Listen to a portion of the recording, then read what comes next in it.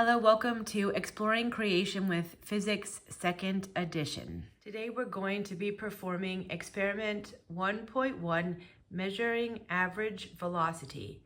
But before we even start the lab, there are a few things that we should do ahead of time. When you get to an experiment, read through it in its entirety. This will allow you to gain a quick understanding of what you're supposed to do. Once you have read the experiment, start a new page in your lab notebook. The first page should be used to write down all of the data taken during the experiment. What do I mean by data? Any observations or measurements you make during the experiment are considered data. Thus, if you see a ball roll down a ramp with increasing speed, that is part of the experiment's data and should be written down. If you measure the time it takes for something to happen during the experiment, that is part of the experiment's data and should also be written down.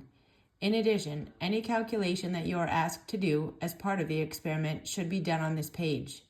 When you have finished the experiment and any necessary calculations, write a brief report in this notebook, right after the page where the data and the calculations were written. I will attach a document titled Lab Report Requirements that detail specifically what should be included in your lab report.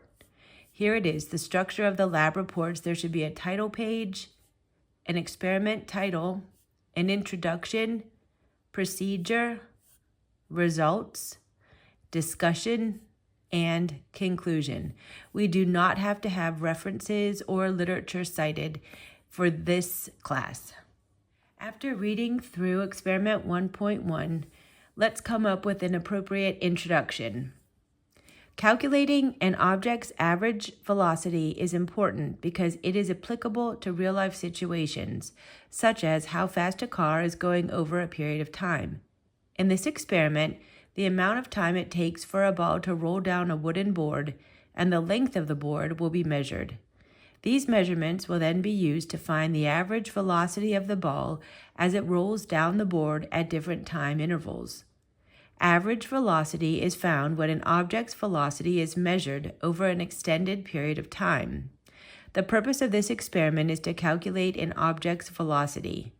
If velocity is the object's displacement over a period of time, then average velocity can be calculated if position of the ball rolling down the board is measured over multiple time intervals. Okay, let's go over the supplies needed for this experiment. First of all, we need safety goggles. We have that right there. We need a stopwatch or a watch with a second hand. I think we can just use my iPhone. A pile of books between 6 and 9 centimeters thick. I think we have that.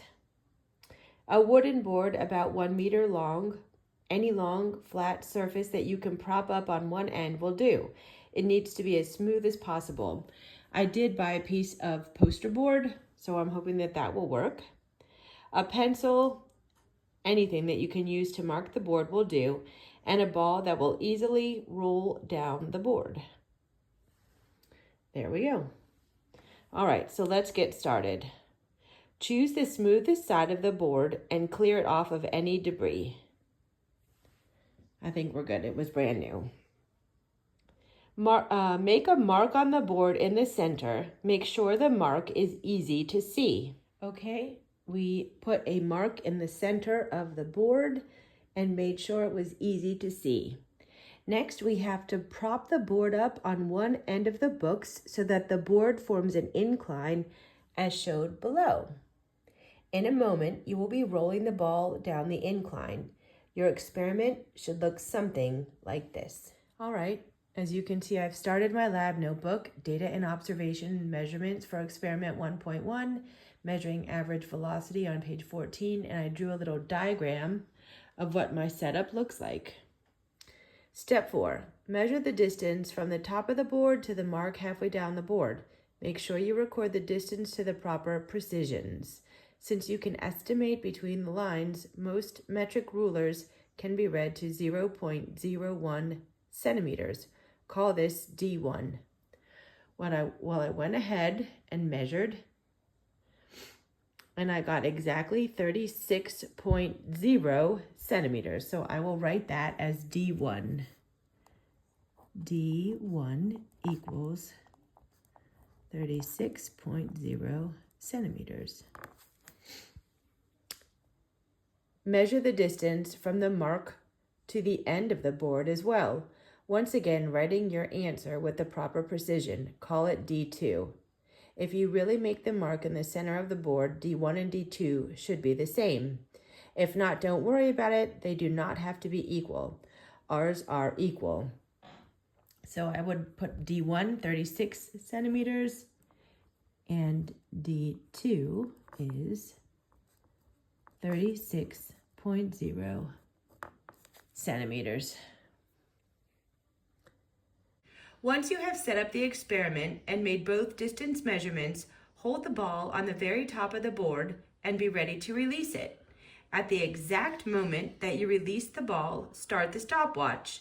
Stop the watch when the ball hits the mark. Ready? 3, 2, 1, go. The first time was 0.96 seconds. Write down the time you measured. Be as precise as the stopwatch allows. Repeat this measurement 4 more times. After you have a total of 5 measurements for the time, average them and write down your answer. So we'll do this 5 more times. Ready, 2, set, 1, go. 3, 2, 1, go. 2, 1, go. 2, 1, go. Why did I have you measure the same thing 5 times and average the result? Well, there are many errors which can occur when you make these kinds of measurements. Most likely, you did not start the stopwatch at exactly the time that you released the ball. You probably started it a bit before or a bit after. In the same way, you probably did not stop it at exactly that time that the ball reached the mark. You probably stopped it shortly before or shortly after. These types of errors, called random errors, make a single measurement inaccurate. However, if you make several such measurements and average the results, the random errors in the individual measurement to some extent cancel out, making the average a better estimate of the true value. The more measurements you make, the better this works.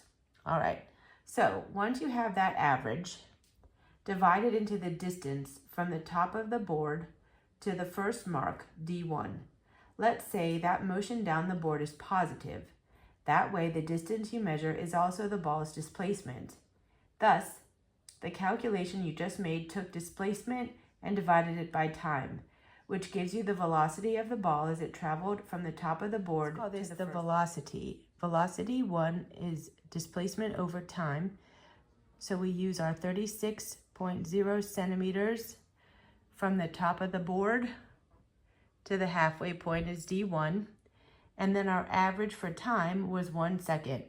So we get V1 is 36.0 centimeters per second. You can see I have recorded that on our data page. Hold the ball at the top of the board again and be ready to release it. This time, however, do not start the stopwatch until the ball hits the first mark. Stop the watch when the ball hits the end of the board.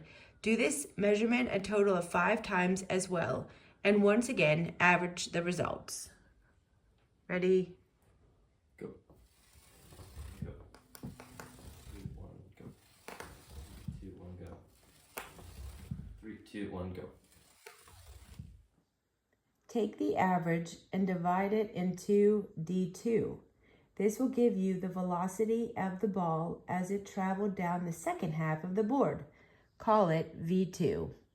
So there's our data for the second trial. Finally, do the same thing again, this time starting the watch the instant that you release the ball and stopping the watch once the ball hits the end of the board. So it's the whole way? Yep, go ahead. 3, 2, 1, go. 2, 1, go. 2, 1, go. 3, 2, 1, go. 2, 1, go. 2, 1, go. Average the 5 results and divide that average into the total length of the board. So that would be the D1 plus the D2, so 72.0 centimeters. So there are our results for the third trial. we're going to call the velocity of the ball over the entire board, we're going to call that V3, which is 52.6 centimeters. All right, so here is a picture of what your data sheet could look like. Clean up your mess, but save the supplies because we're going to use them again in experiment 1.2. All right, now let's figure out what this experiment demonstrates. Compare your three velocities. So we had velocity 1 at 36.0 centimeters per second, velocity 2 at 83 centimeters per second, and velocity 3 at 52.6 centimeters per second. If you did the experiment correctly, V1 should be less than V2, and that is correct. In addition, V3 should be between V1 and V2. So V3 is 52.6, which is in between V1 and V2. Why is that? Well, the ball was speeding up the whole time it traveled down the board. Thus, V1 is the lowest because the ball had not sped up all the way by the time it hit the first mark.